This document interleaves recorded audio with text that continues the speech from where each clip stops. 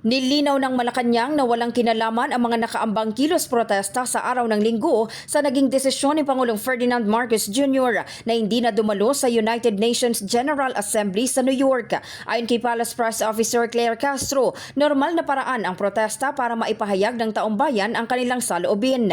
Hindi raw ito ikinababahala ng Pangulo dahil naniniwala siyang ang mga lalahok ay kakampi rin niya sa kanyang laban kontra katiwalian. Hindi naman po nangangamba ang Pangulo dahil alam po niya na ang pagpoprotesta ng taong bayan ay tungkol sa paglaban sa korupsyon.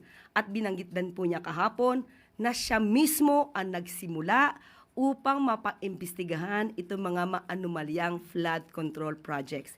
So hindi po nangangamba ang Pangulo sa gagawing protesta dahil alam po niya na ang magpoprotesta dito ay kakampi rin po niya, kakampi sa kanyang adhikain. Dahil sabi nga po niya kahapon, kung hindi siya presidente, malamang ay makakasama rin siya sa pagprotesta laban sa korupsyon.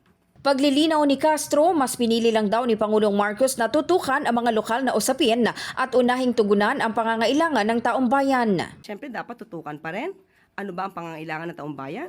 Ang mga bilihin para mapababa at marami pang iba.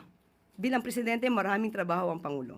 Samantala, nilinaw rin ni Castro na hindi dahil may banta sa buhay o posisyon ng Pangulo kaya hindi siya tutungo sa UNGA. Maliban po sa naging pagbabanta dati ng Vice Presidente sa buhay ng Pangulo, base po sa National Security Council ADG Cornelio Valencia, wala po na direct threat sa buhay ng Pangulo, pero hindi po sila magiging kampante sa pagsiguro at bigyan ng seguridad ang buhay ng Pangulo.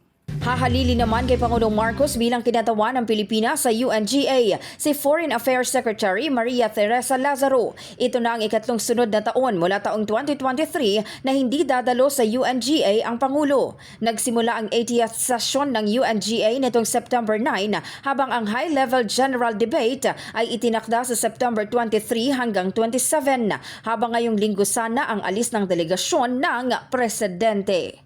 In the heart of changing lives, ako si Brigada Maricar Sargan ng 105.1 Brigada News FM Manila, The Music and News Authority.